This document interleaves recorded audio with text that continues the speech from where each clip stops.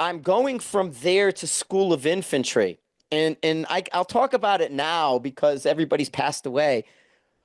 My family has a mafia connection. I'm Ryan Gresham, and this is Gun Talk Nation.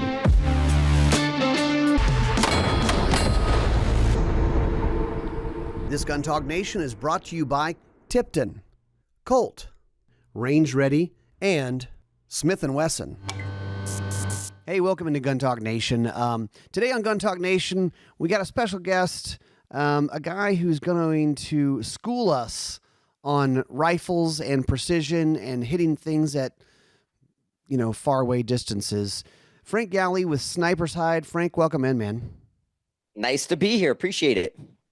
So first off, before I forget, because sometimes I forget, Chris Serino put us together. We met at SHOT Show, kind of standing there in the hallway talking, which is one of the beautiful things about SHOT Show is, these chance encounters. And it's funny. I walk around with Chris or KJ and they're like, oh yeah, my buddy Frank. I'm like, you never told me. I've heard him say your name, right? But it's like, no, yeah, I'm friends with this guy. I'm friends with that guy. I'm like, well, we should have him on the show. Right. This is Serino awesome. and I go way back. I won't get into it, but when Chris did Top Shot, he came to Rifles Only and we pushed Chris, and especially me, because I sleep like there where Jacob doesn't. Okay. So I would wake up like 6, 7 in the morning, have an idea for Chris and go bang on his door. Hey, get up. You're going to shoot. And it's like, we would come up with something to do. So I was doing, and the funny thing with me in pistols is I'm left eye dominant, and I have a really bad stigmatism in my right eye. So I shoot pistols really good left-handed. Mm-hmm. But I do everything, I'm ambidextrous, but I do everything right-handed. So for me to switch hands with people, it becomes a thing because it's like I shoot really good that way, and then they're kind of struggling because nobody goes left-handed that much. Yeah. And so I'll jump left-handed all the time, and that becomes a thing with me. Like, if you want to kind of compete against me one-on-one, we're going to probably do stuff left-handed. So, when you get to pick, you're like, hey, let's just for fun, let's shoot left-handed. It's my betting side. So, that's the Princess Bride, right? But I'm not left-handed. That's right. Yeah. Yeah. So totally. But no, I love great. Chris. Chris is a great dude. KJ too. I did a Texas event with him a couple of years they were back. both saying they'd shot with you a bunch. So, Yeah. All right. So I'm going to kick you off just a random question, because this is kind of how I like to do this. I'll kick off a random question to just get people kind of curious. Okay. Sniper's Hide, you kind of assume Frank's a rifle guy. Furthest shot you've ever made?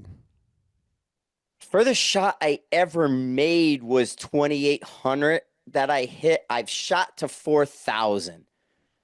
But it was a factory gun with factory ammo out at Roswell, so the SDs were terrible and it was tough. I have shot beyond 3,000. Yeah. I wouldn't call anything a hit. But to sit down and say I'm going to hit that target, 28 is my farthest. I love that answer, because that's an honest answer. It's like, yeah, I've hit stuff at further, but and I'm a decent rifle shooter, but it's like, yeah, I hit something eventually. I did. Yes. Right.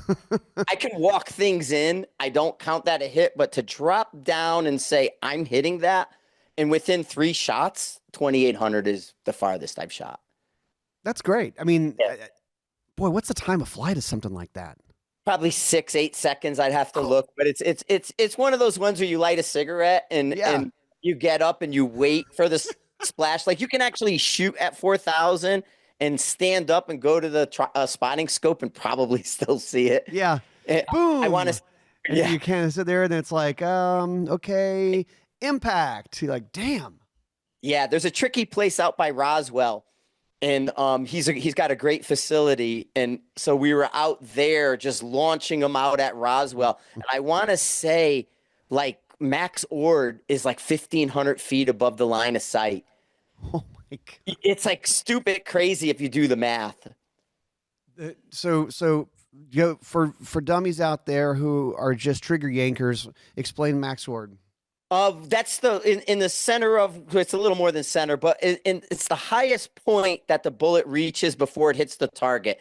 So like at 1,000 yards with a 308, it's right around 15 feet, and That's only so as high as the bullet gets above where right. you were. Yeah. Yes, above your line is correct. And then Yeah. you can look, and even the Kestrel app has a mill, like a look where to find trace. It'll tell you how high your bullet is because it'll tell you where to look. And so, yeah, we kind of look for that stuff and we'll see it. But ELR is super fun because if you shoot something at 1,000 yards, you'll get, 1,000 views. If you Mm. shoot something at 2,000 yards, you're going to get 10,000 views because it's one of those things that people are really interested in. And it is the time of flight. It's the math. It's kind of guessing. But, all the guys doing ELR King of 2 Mile, that's making 1 mile predictable on command. Hmm. That's making 2,400 predictable on command. So the farther they press that stuff out, the better we get between. And so it works really well. And like my range, I can go to 3,000. I generally stick around 2,650 with guys, but I mean, I have a video and stuff. I popped an iPhone at 2,550 using it Wow. as a FaceTime camera. The wind changed on us. Wait a minute, you hit the iPhone? Yes, hit the iPhone at 25. I still kept it. Because an 83-year-old guy he's been to like Clint Smith. He's been Yep. to who's God, I'm spacing him now, though. The original gun sight. Yeah. Cooper. Colonel He's Cooper. been, Yeah. yes, he's been to Cooper. He was a sheriff in Alaska, and he comes and does ELR with me. And he's 80 something years old, and we had a little Mirage come up. So I said, no big deal, Lonnie. I'll throw the iPhone out. And I was there setting it up, and I'm like, man, the wind's changing. I'm like, nah, don't worry about it. It's a phone. And he caught it like the third shot, and he went through the camera and didn't break the phone. Oh, that's neat. Yes, Damn. the camera went dim. My phone, and there's pictures of me using the phone with a hole through it, and you can see the light. And so And you got the footage of it. yes, we have everything of us kind of shooting it. That's insane. Our spotter goes, hey, the picture got dim, and it was the bullet went through the camera. As you guys can tell, so sometimes, actually, often we'll use the phrase rabbit hole in a Yes, lot of things, I'm a rabbit hole guy. and when it comes, look, in the world of guns, precision rifle stuff to me, we're talking like Marianas Trench. Like you can go deep, Yeah. deep, deep on some gun nerd world stuff, which is so fun. Um, It's Frank, why people call it voodoo and stuff because it is so mysterious for people yeah. who don't do it.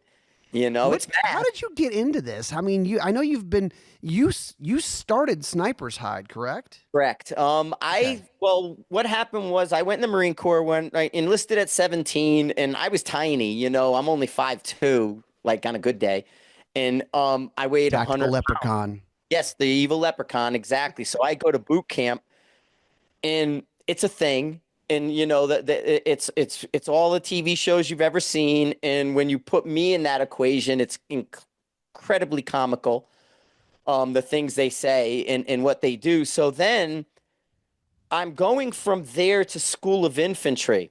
And I'll talk about it now because everybody's passed away. My family has a mafia connection. And when I was in boot camp, I was getting letters from federal prison. Well, when I went to School of Infantry, I continued to get letters from prison.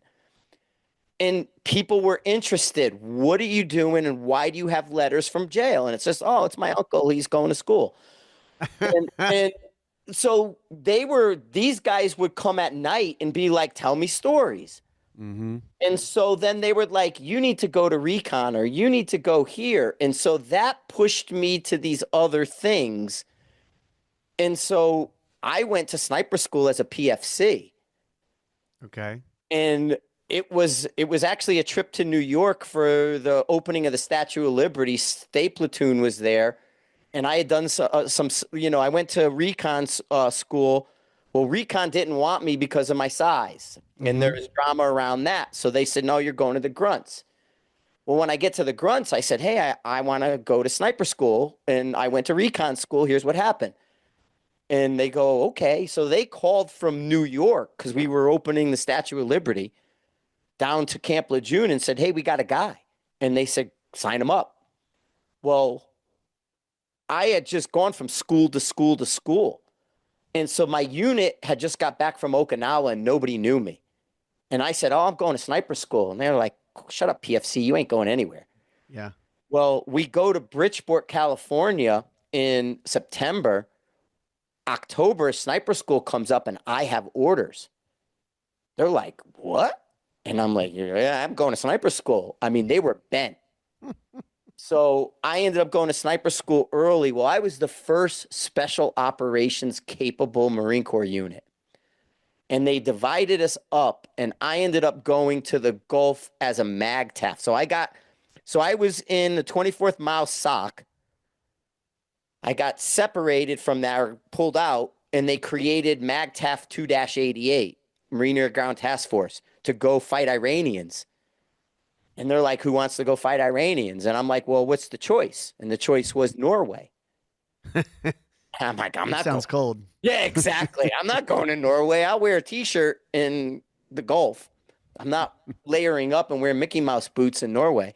So I'm one of 40 guys that create this MAGTF, and then we get in a fight with the Iranians. So I got combat action through, or it was Operation Praying Mantis. It was the largest naval battle since World War II. We had the Enterprise in it. We had all kinds of stuff. We did a little piece. We landed on a platform, fought the Iranians, and captured most of them. Most gave up. Yeah. But then their Navy fought our Navy, and we went to town and sank like 8 of their ships. In Persian Gulf? Yeah. And we had the Enterprise out in the Indian Ocean, and they were kind of sending jets to help us because they're shooting missiles at us. And none of them are guided, but there's still missiles coming. And so the Enterprise just roasted the Iranian Navy around us. Yeah. And then that's amazing. But that's how, when I started, because of that, when I started Sniper's Hide, this is, 2000, 2001, I have combat action. Right. Nobody else does. And yeah. We weren't doing combat then. Yeah. Right. And it was minor, it was a raid, couple hours, but I still put boots on Iran. And so that kind of led into, you need to go here. And then Jacob from Rifles Only recruited me. So he came up to Connecticut and said, you need to come down and bring Sniper's Hide and you to Rifles Only. Well, they had contracts. And so I'm training everybody. If there was a unit out there doing something fancy, I was probably. And the funny thing is, I'm the picture, like I'm a footnote guy, because I was always in the back. I never needed to be in front. And a lot of times I did classes, like I laugh because I did a government class, the UFO guys, because that's a big topic now. I did their class, and I never signed an NDA because I was just Frank over there. You're not important enough to sign an NDA. Not important enough, right. He's painting targets. Meanwhile, I'm teaching, but they're like, they don't remember I'm there. So I'll drink too much every now and then, and I'll start spilling UFO secrets and stuff. And I've actually had phone calls from them like the next day telling me to shut up. And we are listening. We are watching. They do. Like 100% listen. And we have, like that guy talking UFOs right now, the one the A guy they just had on. Nah, we got guys that do it. And so it wasn't him. And so yeah, I mean, there's UFO people, and so they're there, and it's just funny. Well, in training, thinking about being down there and having these contracts and all these different groups coming through, you learn a lot by training, right? Everybody brings some different skills and like, hey, have you tried this? Or we learned this over here. There's an enormous amount of exchange of skills and information, right? Right. Problem solving, like Rangers. We would do all 3 Ranger battalions. And so they would show up pre and post deployment. So before they went, they came. And then after they went, they came. We would say, what did you see? What made you miss? And one of the biggest ones was they told us about an alley they had to cover. And we built an alley. So like we said, okay, go to lunch. and we had railroad ties. We had all kinds of, we had equipment, excavators and stuff. We built an alley and we had a robot. So we can run the robot across the alley and solve their problem. And it was like, okay, you're having a problem over here. Well, that's your suppressor. Don't use that except at night. This is a problem. And so, yeah, I did all the Mark 11 stuff, all the M110. I did the scar work with the seals. I mean, so much. The Barrett. I was just looking. I did the Barrett 14 years ago with the teams. I pulled the video up because they let me shoot video of everything. I have receipts for days. Yeah. Because they didn't care. It was just Frank. And so because there's a little wiggle with the Barrett going on right now. And so I'm like, yeah, 14 years ago when I did it, there wasn't a problem. And today they have a safety problem with it. But yeah, I did so much with these guys, and that lent credibility to Sniper's Hide because everybody was going to look up. I mean, even the Marine Corps, the scope, the Schmidt and Bender before the Premier Schmidt mix-up. Right. Alan Boothby, who was the one who went and did that, was in Germany, called me up and said, hey, Frank, is this the scope we want? Yeah, Alan, that one. Because he's sitting in Hans Bender's office looking at either a 4-16 or a 3-12. And it's like, no, we want the 3-12, not the 4-16. And so Sniper's field of view. Yeah, Sniper's Hide was a resource, more elevation too. Was a crazy resource for so many years for people. I mean, the PRS started on it. They designed it in the chat room. It was my match, the Sniper's Hide Cup at Rifles Only, that was selling out in a minute. And that was the model for how do we do these matches. Now they've deviated from our original. Now it's, belly bench rest and, flat bottom guns. But yeah. So this was 2000, is that right? Well, 2000 is when I started Sniper's Hide. It became its form today in 2001. That's when I bought Forum software. But the site was a site 9 months before that. I mean, that's pretty early on in just internet stuff, but it's also pretty early on for gun internet stuff, forums and coverage and all that. So that's a perfect segue for us, Frank. We're going to take a quick break. After this, we're going to talk about what has changed and what you've learned from then to now. Perfect. The new Smith & Wesson Bodyguard 2.0 bridges the gap between a gun that's easy to carry and one that's easy to shoot. Small and lightweight at only 9.8 ounces, but plenty of 380 auto with 10 and 12 round magazines. See the new Bodyguard at smith-wesson.com. Range Ready is where we run our classes, rangereadystudios.com. So go over there to check out the classes and events that we have going on. These things go fast. Another little known thing about Range Ready is we will provide you a pistol if you need one for running a class, or even an AR. But there's no charge for that. We don't rent you a gun and there's an upcharge. It's just available for your use. So it's a pretty cool deal. Go check it out, rangereadystudios.com.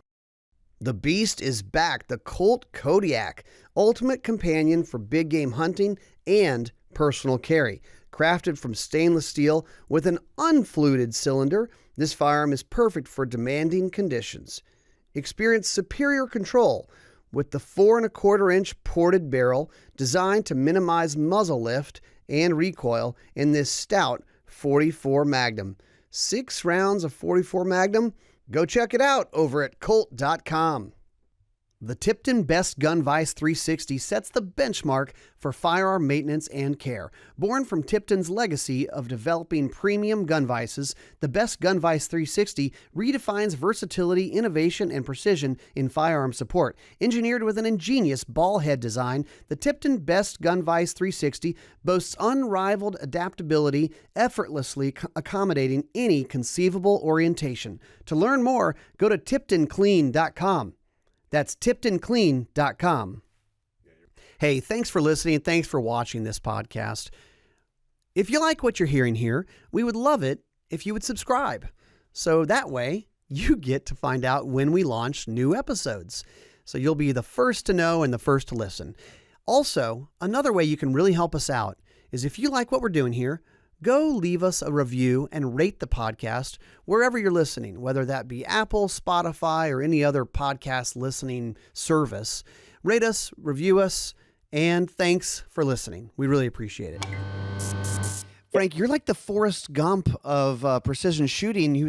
He's at all these events. You're like, wait a minute, Frank was there? Yeah. He's like, where's Waldo? Where's Frank? Exactly. I mean, even the ELR stuff and like, they did a shoot here and like I RO'd their things. I'd be like, they're like, hey, we're going to do a big, ELR shoot.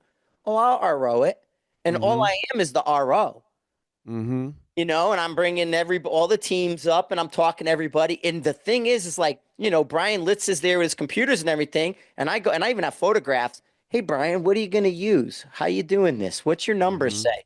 So I'm like asking Brian what he's going to dope before I'm crunching the numbers in my head and going, oh, no, that's not going to hit, and that kind of stuff because I am learning. And like you said, it's changed so much. Yeah, I want to talk about that because there's been a lot of change. And one of the things, and I, was talking, Chris and KJ are actually driving up to Alabama right now for a match. And they're going to goof around and see if they can hit targets and find targets and all that. But we were talking about like this is popular, and there's been long range shooting. And in 2001 there were long range shooting. But it's different than what it is today. You had F class and you had different things that people were doing. But now we've got the extreme popularity of PRS and NRL and all these other things that in the past, I don't know, 5 or so years have really exploded in popularity, which leads to development of products and gear. And also people start toying with techniques and then just changing to be more efficient, faster, more accurate, whatever. I mean, when it comes to, I guess, just to get down to maybe to narrow it down. Sure. Changes in products and gear. What are you seeing in the last few years that just wasn't there when you started all this? It's like I tell everybody in my classes, prior to 9/11, we moved at a snail's pace. What we did in 1998, we did in 88, we did in 78, we did in 68. You get 9/11 and the government throws a huge bucket of money on the ground and says, have at it. Mm-hmm. Well, we go from Remington 700P, LTRs, like Mark IV Leopolds, multi-rev turrets, mil dot, right? And now we're moving from there. And I remember the day, like it changed twice. First, it was 260s. I still have original 260s because we knew 260 was a thing. That was the stuff, man. Right. We did a Ghost Dancer project in 2002 with Savage. Savage discontinued their 260 FPs. They sold me 5 of them for $200 each. We built them up into tactical rifles, and we went and shot Spirit of America with them. I had U.S. Optic scopes on them. I had Macmillan A5 stock. They made the first one prior to Savage going to the Accutech or the Accutriggers and all that. We had trigger. They had a aftermarket trigger. We had aftermarket triggers in them. And we went and shot F class as a training thing because we only did 2 steel matches a year. There wasn't that much steel matches. Mm-hmm. And so it was F classes where you went and you learned how to shoot and dope the wind. And so I did Spirit of America with that stuff. As part of Sniper's Hide, we created teams and learned this. Then from 260s, we went to 243. And then everybody went, whoa, what's going on with the 243, which became your 6 millimeters. Yep. And so you saw the transition go from 308 to 260 to 6 millimeter now. And you got to me, I think the way to go competition is 6GT. Okay. Why? 6GT is a plug and play round. It's a 6.5 by 47 shrunk down to a 6 by 46. And a 6 by 47 is a low recoil, inherently accurate, cartridge. It was designed very well. You take Gardner and Tom, the other guy. So G is George and the other T is Tom. Mm-hmm. and they create the 6GT. It solves a lot of dasher problems. I don't like the dasher. I know it's a easy button for people. It's expensive. It's annoying. It doesn't feed the way they want you to think it does. But if you want to build a $10,000, $12,000 rig, absolutely it'll work. Go crazy. Well, Right. and this is a trend. You're kind of as you're talking about calibers and stuff, calibers and cartridges. Um, the old school way, because we were kind of talking about this, Chris going, "Oh, I used to shoot this Yes, precision rifle. 308.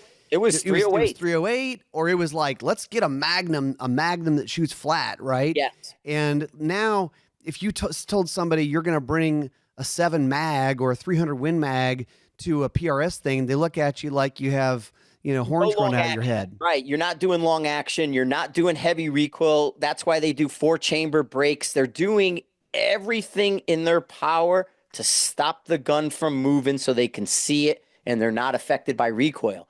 And so Yeah. those GTs and those lights, don't move because the guns are 20 something pounds. Mm-hmm. The cartridge is tiny, 105, 109, and then they're downloading them in a way they're based at 2800 to 2850. And now if we talk cartridges that are coming, like I think just to segue a bit, the 6 arc is a gateway drug. It's How not so? right yet, but you can grow into the 6 arc to be a comp gun. So it's super popular in AR. Mm-hmm. And it's again downloaded like the Valkyrie was. I have Valkyrie stuff. I have gas guns that are Valkyries. They're amazing because I uploaded them. A Valkyrie was 2750. Yeah. Arcs are like 2750. Little less, like 2650 in some of the ARs.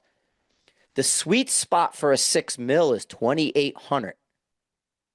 The sweet spot for the Valkyrie was 2950, and they downloaded it 200 feet. Well, 27 grains of CFE behind an 85.5 in a Valkyrie is going to get you 3,000 feet per second.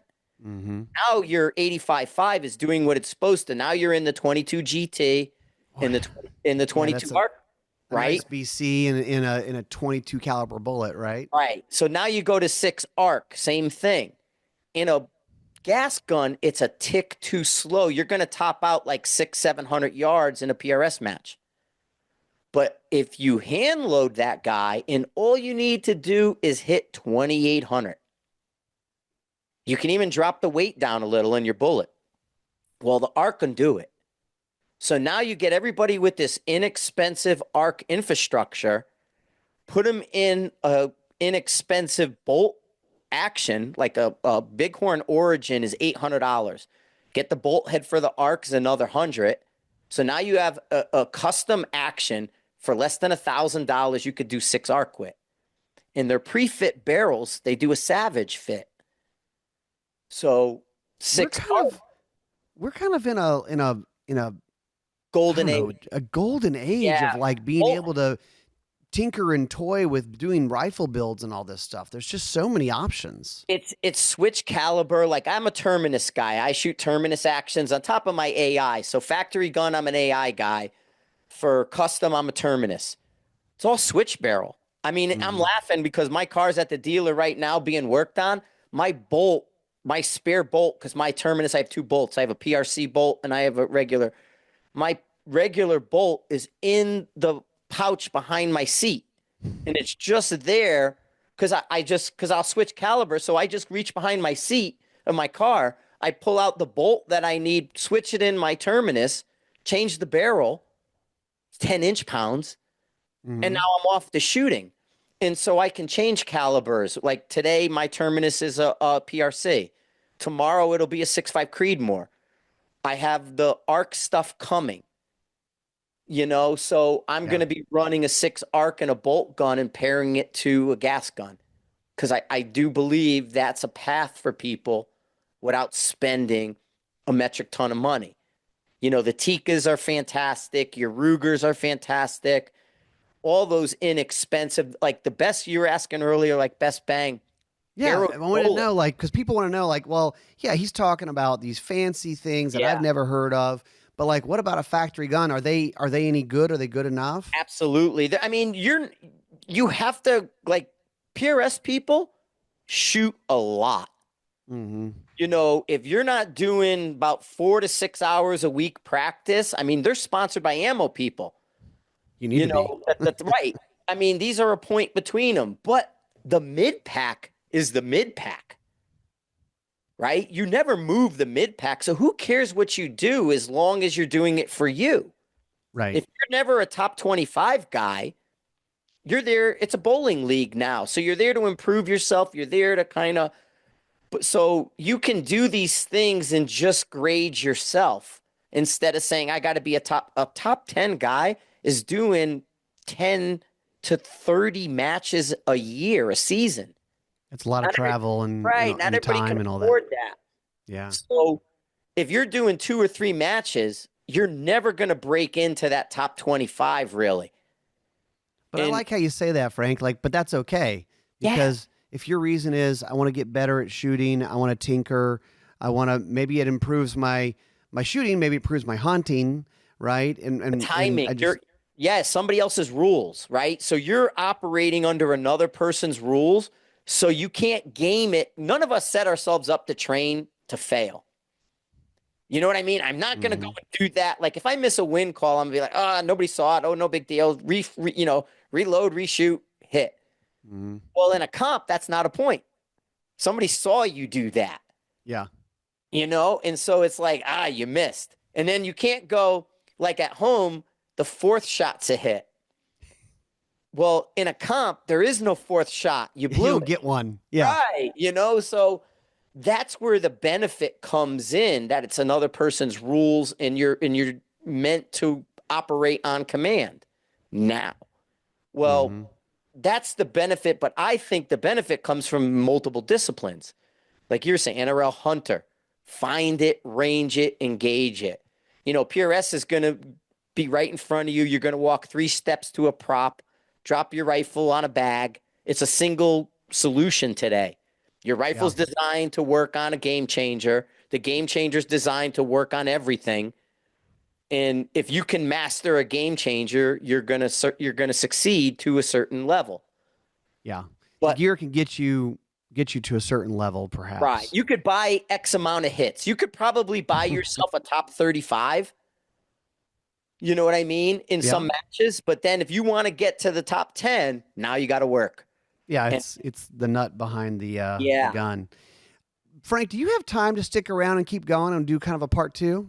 Yeah, absolutely. I'm not in any zone. I'm home. All right, awesome. Well, because this is going well, and I think people like what Frank has to say, we're going to wrap this one up, and then you're going to have to tune back in and hear part 2 of Frank. All right? That's it.